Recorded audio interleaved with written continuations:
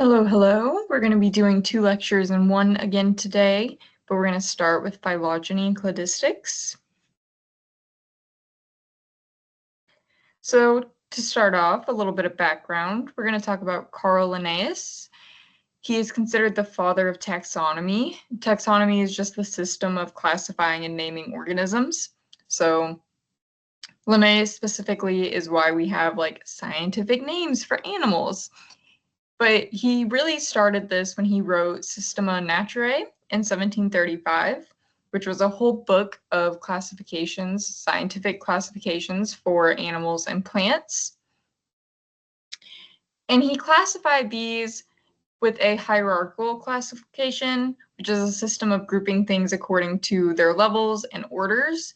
And before Linnaeus kind of did this, there was really no standard way of classifying any kind of organism. So names were not always even across the board. People were just kind of naming things however they felt like, which made it really confusing. And there were a lot of mix-ups. And so he kind of helped standardize this, which made it much easier for academics and really everyone to kind of get on the same page. And what really made this revolutionary is that he started using binomial nomenclature, which is where you use two terms to denote a species of living organisms. So this is where we get this idea of having a genus and a species. And of course, we have expanded that. There's families and subfamilies and orders and all kinds of other things. But he really made this kind of the norm.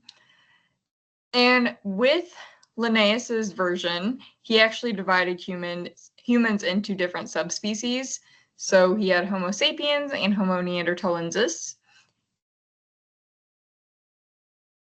This is kind of debated even currently. Some anthropologists argue that it is Homo sapiens and Homo neanderthalensis.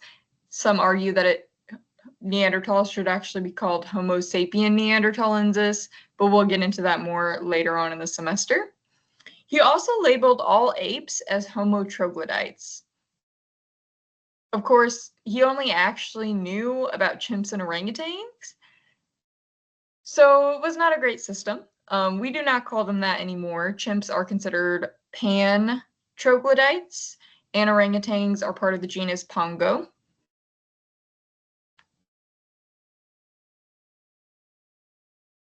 Here you can see this kind of hierarchical classification. We start with a kingdom, then a phylum, class, order, family, subfamily, genus, and then finally species.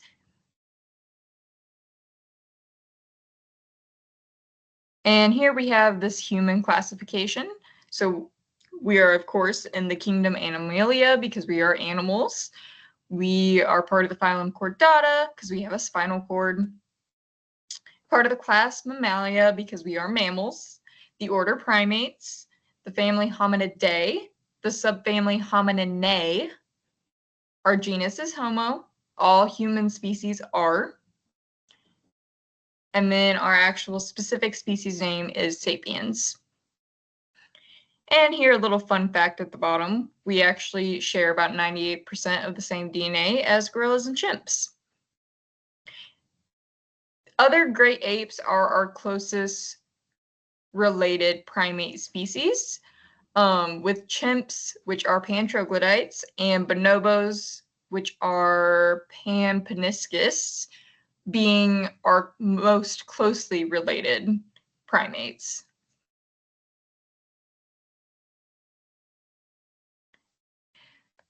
So when we talk about species, we really consider species to be anything that can kind of reproduce and create viable offspring. And by viable, I mean fertile offspring. Obviously, there are species that can reproduce and have offspring. So tigers and lions can reproduce and have ligers, but ligers are not viable offspring. They're not fertile, so they can't continue to reproduce. The same thing happens if you mix a horse and a donkey. They can have a mule, but that mule is infertile. Now, there are two types of speciation. There is anagenesis, which is evolutionary transformations in one species over time. So this is going to be unilinear. There's not going to be any branching, and it doesn't result in any more species. It's just the change or the evolution of the same species. We also have cladogenesis. So this is going to be the formation of one or more new species from another over time. So it is multilinear or branching. There is a special case of cladogenesis called adaptive radiation, and this is when we see rapid diversification of a species with changing environmental conditions. So a really good example of this is during the Miocene. There's something called the ape fluorescence. Sometimes it is jokingly called the planet of the apes. Apes actually appeared about 23 million years ago. And during the Miocene, there were just really, really good environmental conditions. And it led to adaptive radiation, where there was just an incredible amount of speciation occurring. We had over 100 species of Miocene apes. For some context, there are only about 20 ape species today.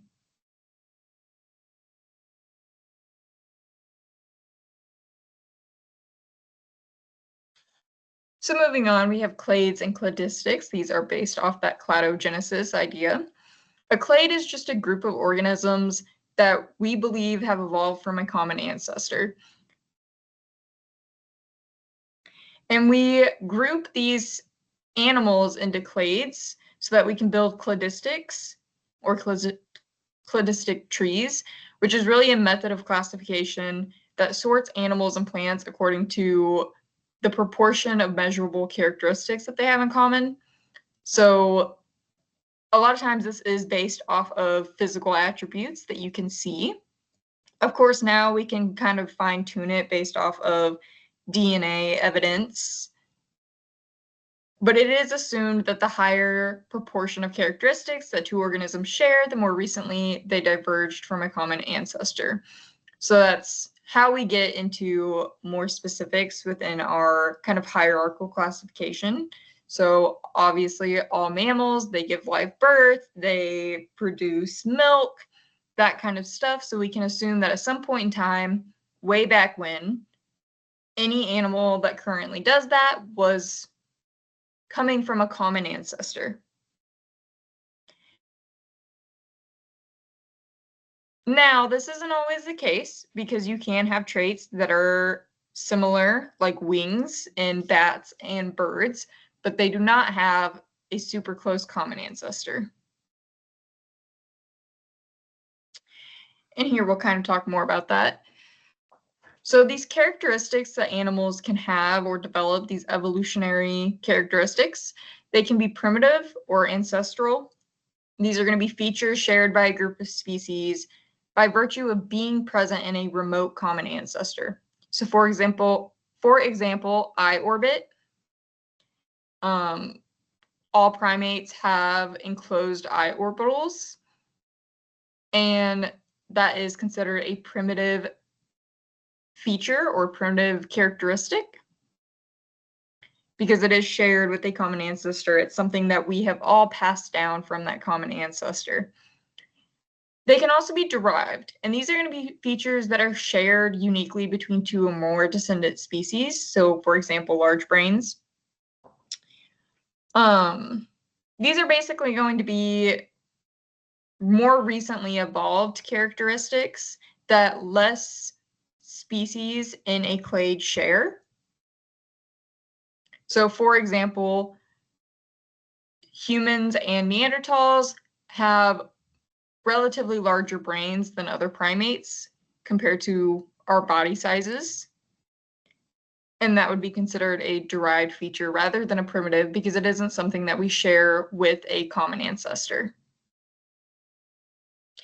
And it is important to note that what is considered a primitive trait versus a derived trait is going to be dependent on what you are looking at specifically in your cladogram. And I'll show you a little bit more about that in a couple of slides.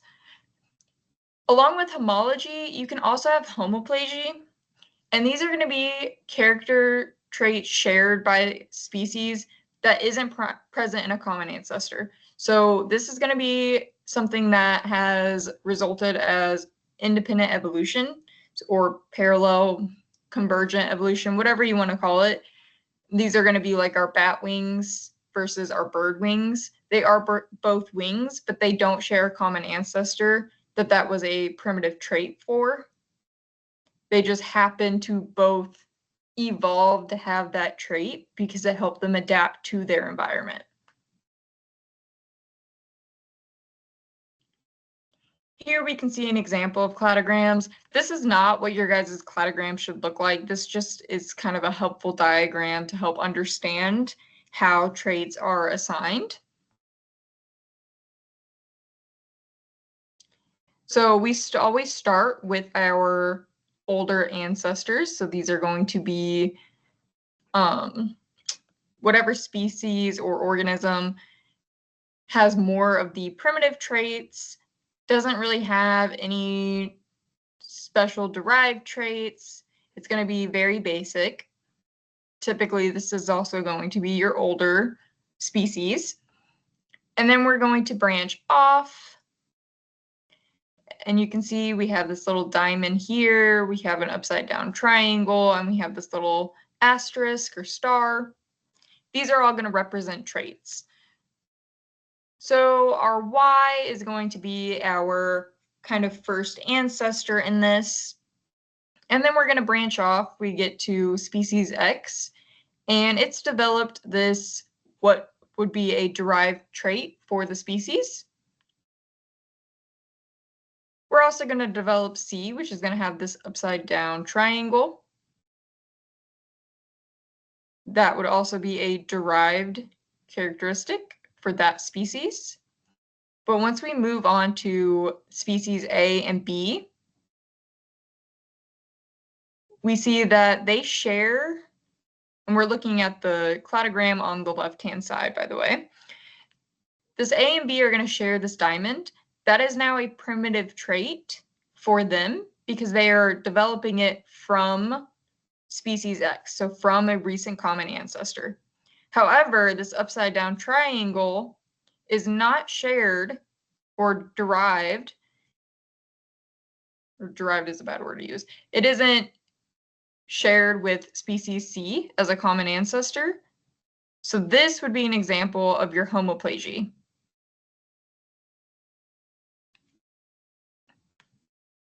Meanwhile, species A is going to develop this little asterisk. This is going to be a new derived trait. When we look at the diagram 2 on the right-hand side, you can see that we have something very similar going on, except for this time B and C do share a common ancestor, and so that upside down triangle, whatever trait that is representing, is actually going to be the primitive trait instead of the derived trait in this example. Here's a little bit easier to see. You will see this exact same cladogram on your homework as well. We're starting out with some common ancestor. We don't know what it is right now. And this is what your cladogram should look like. You will have all of your species in a row at the very top, and then you will have them branching down. We don't know what the common ancestor is here, but that's okay. We just know that there is one, and whatever common ancestor that all of these species share had the primitive traits of Catarrhine noses and a 2-1-2-3 dental formula. Then you can see we branch off into Papio. This is going to be baboons, by the way. And they're going to share these primitive traits. They're also, with Pan, going to share large brains, misspoke. They're just going to share those primitive traits. Then we can see here that we have large brains and highly stable wrist joints right before Pan or chimps branch off. And you're going to see a branch every time we have new characteristics or traits they're going to show where these differ. Sorry, I've got an ant bugging me. Then we move up and we get to Homo sapiens, Homo neanderthalensis, and Australopithecus. And you can see before we branch off with Australopithecus and then our Homo species, we have another little trait label that talks about bipedalism, reduced canine dimorphism. And then when we move up to Homo sapiens and Homo neanderthalensis, where they branch off, we see relatively large brains and symbolic behavior. So when you're reading this, whatever is above the traits is going to share those. So they all are going to have Catarrhine noses and this 2, 1, 2, 3 dental formula as a primitive trait. But Papio is not going to have large brains, highly stable wrist joints, bipedalism, reduced canine dimorphism, or symbolic behavior because it is below where those traits split off for other species.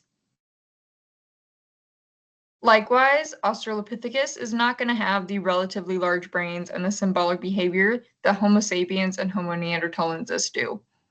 But it is going to share bipedalism, reduced canine dimorphism, large brains, highly stable wrist joints, Catarrhine noses, and the 2, 1, 2, 3 dental formula. So if we are ignoring Papio and Pan and we're just looking at our Homo species and then Australopithecus, we could say that large brains and highly stable wrist joints are actually a primitive trait for them, whereas relatively large brains and symbolic behavior are a derived trait for the Homo species.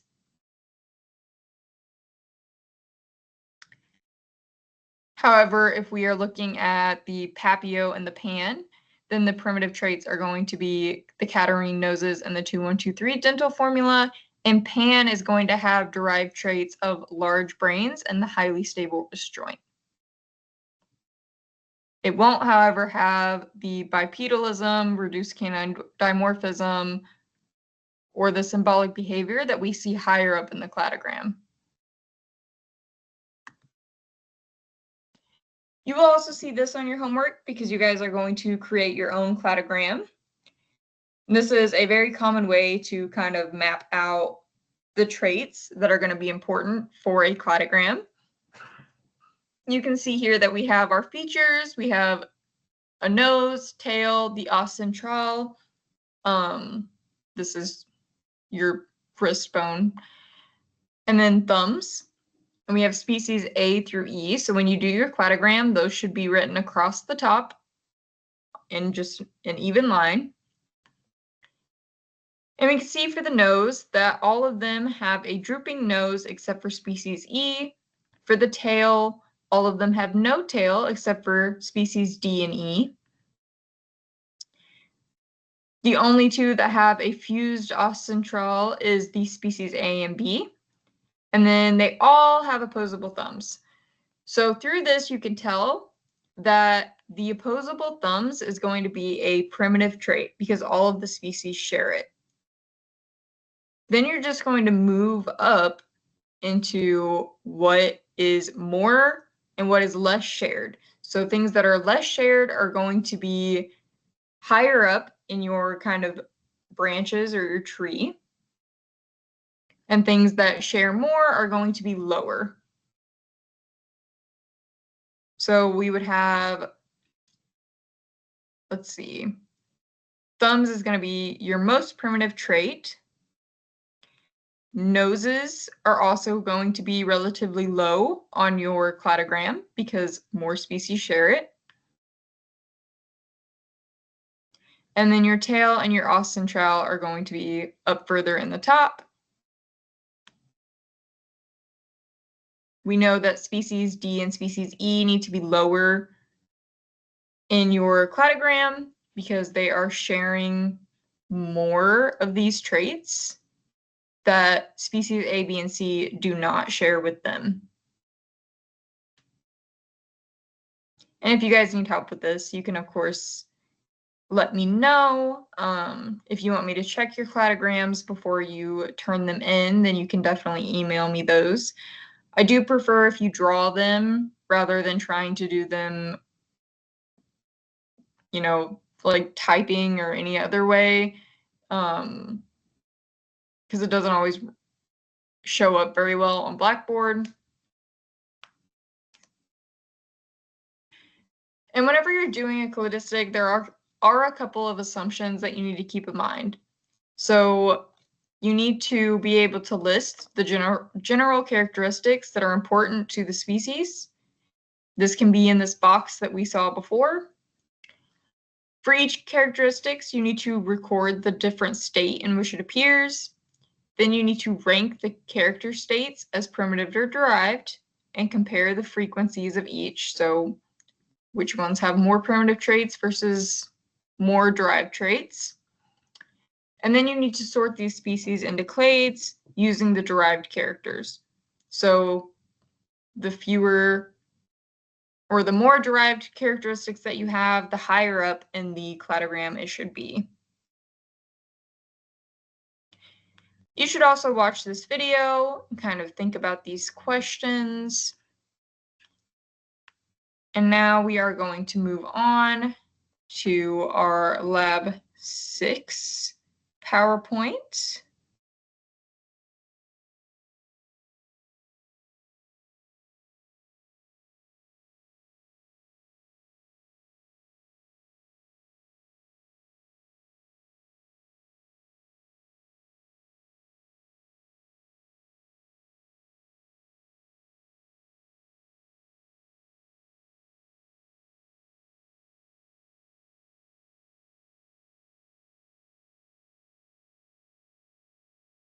There are also a couple other videos in the additional resources folder this week that you should watch. They will definitely help you out. But moving on, we're going to talk about how evolution has shaped human biology, very specifically about sickle cell and malaria. So some key terms: adaptation, that's just a trait that's been favored by natural selection that helps populations be better suited to their environments. Mutation, which we've talked about before, is just a change in the genetic code that creates entirely new genetic material. Again, it is the only source of new genetic material. This is very important. A carrier is an individual who is heterozygous for a trait that only shows up in the phenotype of those who are homozygous recessive. So a lot of times carriers are going to be individuals that don't actually show any signs of a disease, but then can pass it on to offspring. Resistance is the natural genetic ability of an organism to avoid a pathogen. And tolerance is an organism's capacity to survive variation in environmental conditions.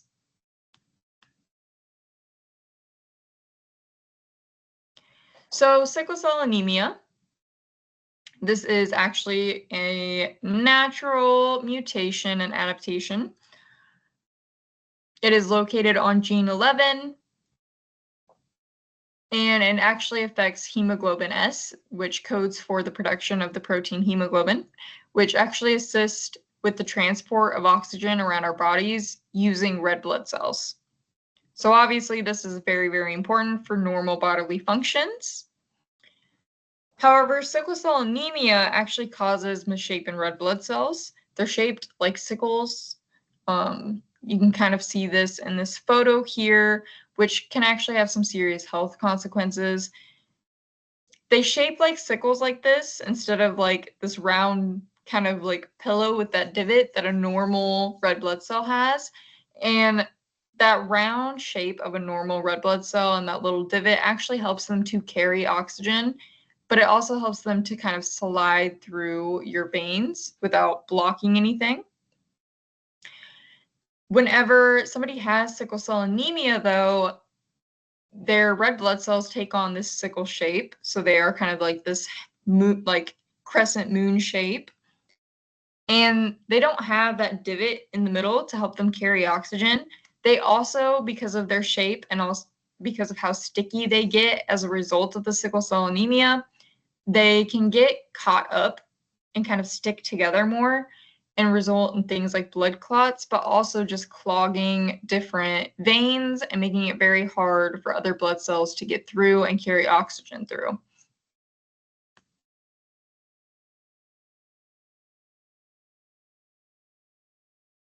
Now, sickle cell anemia may sound like a very terrible disease, and it is. It can have a lot of very negative side effects health-wise for individuals that have it. However, the sickle cell gene was actually a positive mutation that occurred as a natural resistance to malaria. Malaria is a disease that is spread by mosquitoes. People that end up with malaria, not so much now because we have treatments for it, but a lot of times people that ended up contracting malaria were going to die earlier, which obviously reduces their ability to reproduce. And here you can actually see, because malaria is more present in areas where there are more mosquitoes, one of those being Africa. But here you can see that the areas with the highest rates of malaria actually coincide with the areas with the highest rates of populations with sickle cell. And that is because it is a direct result of the body naturally trying to fight against malaria. And what happens is, if you have, so let's say that genotype-wise you have AA, this is going to be normal red blood cells. These are very susceptible to malaria and the effects of it. We have SS, which is going to be sickle cell anemia. And then we have AS, which is our heterozygous.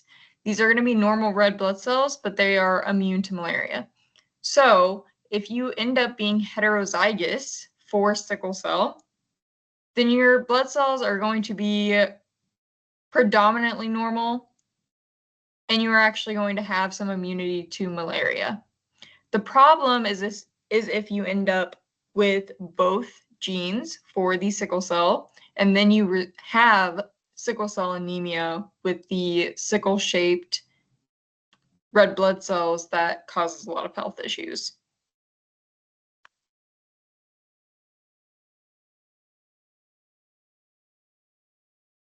Here you can see a little bit of a diagram about how sickle cell anemia works and how malaria actually spreads. So it is spread by mosquitoes. When they bite a human, they actually pass these little sporozoites to the host. Essentially, malaria is caused by parasites that mosquitoes carry. And once they get inside of humans, they actually travel through the bloodstream to the liver, where they create thousands of little like daughter cells. And they do not need male or female, they reproduce asexually. And those sit inside of blood cells and infect them.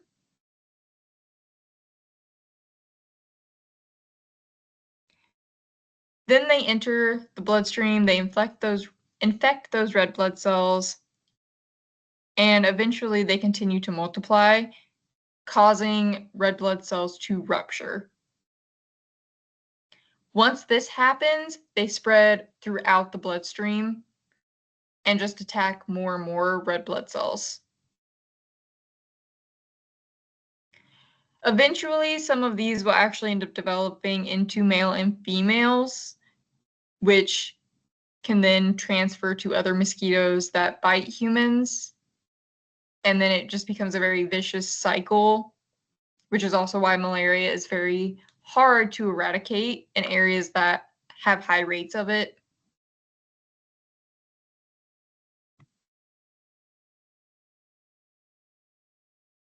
There is a video about this as well on the additional resources. This week you will also be doing a article review So you will read 2 articles about sickle cell anemia. They're not very long, I think 7 pages each, roughly. And you are going to write me a little bit of a review on each one. You need to read both and write about both. There is an example of a reading review on Blackboard for you guys to follow. But you really need to just kind of summarize the main points of each article and then try and connect it to things that we've talked about in the lab. You can tell me if you found something interesting or if something confused you, which article you preferred and why. It doesn't really matter. I just want to get an idea of what your thought process is while you read these articles and if they are helpful or not to understanding this concept. But that is all I have for you guys today, so I will see you next week with another lecture.